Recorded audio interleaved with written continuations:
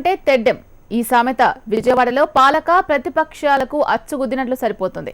బెజవాడలో చేస్తున్న అభివృద్ధి పనులు పాలక ప్రతిపక్ష పార్టీల మధ్య రగడకు దారితీస్తున్నాయి. వైసీపీ కార్పొరేటర్లు ప్రాతినిధ్యం వహిస్తున్న కృష్ణలంక ప్రాంతాన్ని అభివృద్ధి పేరుతో పద్మ వ్యూహంలా మార్చారని ప్రతిపక్షం అంటుంటే ఇందులో తమ పాత్రేమీ లేదని అధికార పార్టీ నేతలు చెబుతున్నారు. రాజధానిగా మారినప్పటి నుంచి బెజవాడలో అనేక అభివృద్ధి పనులను ప్రభుత్వం చేపట్టింది. కృష్ణలంక ప్రాంతంలోని హైవేను విస్తరించింది. నిజానికి కృష్ణలంక వాసులు నగరంలోకి వెళ్లాలంటే ఈ రోడ్డే ఆధారం.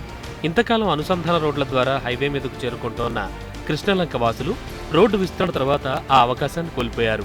6 డివిజన్లకు గాను 2 చోట్ల మాత్రమే హైవేను చేరుకునే మార్గాన్ని వదలడంతో స్థానికులు తీవ్ర ఇబ్బందులు పడుతున్నారు.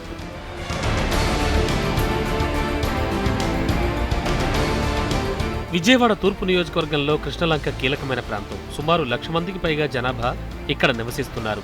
కృష్ణలంక ప్రాంతంలోని 6 డివిజన్లలో 5 చోట్ల వైసీపీ కార్పొరేటర్లు ప్రాతినిధ్యం వహిస్తున్నారు. దీంతో విపక్షానికి పట్టం కట్టిన ప్రజలపై కక్ష సాధింపుగా నిర్మాణాలు చేస్తున్నారని ఆరోపణలు వస్తున్నాయి.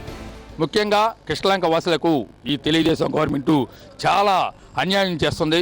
ముఖ్యంగా కృష్ణలంక ప్రాంతానికి ఒక బందికానాలాగా అభిమన్యుడు బంధించినట్టు కృష్ణలంకని అలా బంధించారు. ఎక్కడ మేము వెళ్ళే దారేది అని క్వశ్చన్ కూడా వైఎస్ఆర్ పార్టీ తరపున వేస్తున్నాం. కృష్ణలంక హైవే దాటాలంటే కిలోమీటర్ వరకు తిరిగి రావాల్సి వస్తోందని స్థానికులు వాపోతున్నారు. మరిన్ని సబ్వేలను ఏర్పాటు చేయాలని కోరుతున్నా పాలకుల నుంచి ఎలాంటి స్పందన లేదు. ఎట్లాగంటే వాళ్ళ రాణిగాతోట ప్రజలకు కానీ అట్లాగే నెహ్రూ నగర్ కానీ ఈ బ్రహ్మనామపురం కానీ బస్ స్టాండ్ వరకు కూడా ఇవాళ ప్రజల్ని బందిగారాలు పెట్టేసి ఇవాళ బయట రావడానికి కూడా తీవ్ర అన్యాయం చేస్తున్నారు. ఎట్లాగంటే వాళ్ళు కనీస అవసరాలకు కూడా బయట రావడానికి కూడా ఇవాళ దారులు లేకుండా దారులన్నీ మూసారు. సభ్యులు ఎప్పటి నుంచో ఇమ్మని చెప్పని కోరుతున్నాం. అయినా సరే ఏమి ఇంతవరకు సభ్య అనేది ఒక్క సభ్య ఇచ్చారో కనీసం 5 ఉండాలి సభ్యులు. జనాలు కొన్ని లక్షల మంది నడిచే దారిని మొత్తం క్లోజ్ చేసి ఇక్కడి నుంచి ఒక బస్ స్టాండ్ దగ్గర నుంచి 1 కిలోమీటర్ 2 కిలోమీటర్ దూరం నడిచి వెళ్ళి వాళ్ళు రావాల్సిన దుస్థితి పెట్టుకుంది. అయ్యా మాకు ఇంకా 3 సభ్యులు కావాలి, అవి ఇవ్వని పక్షంలో మేము ఎంతవరకైనా వెళ్తామని సిద్ధంగా ఉన్నామని చెప్పని ఈ సందర్భంగా తెలియజేస్తున్నాం. పైగా హైవే పక్కనే ఉన్న సర్వీస్ రోడ్డుకు ఎమ్మెల్యే గద్దె రామ్మోహన్ రోడ్ అని పేరు పెట్టాలని కౌన్సిల్లో ప్రతిపాదించడం వివాదాన్ని మరింత రాజేసింది. ఈ నిర్ణయాన్ని నిరసిస్తూ మేయర్ ఛాంబర్ దగ్గర కృష్ణలంక ప్రాంత కార్పొరేటర్లను పోలీసులు అరెస్ట్ చేశారు.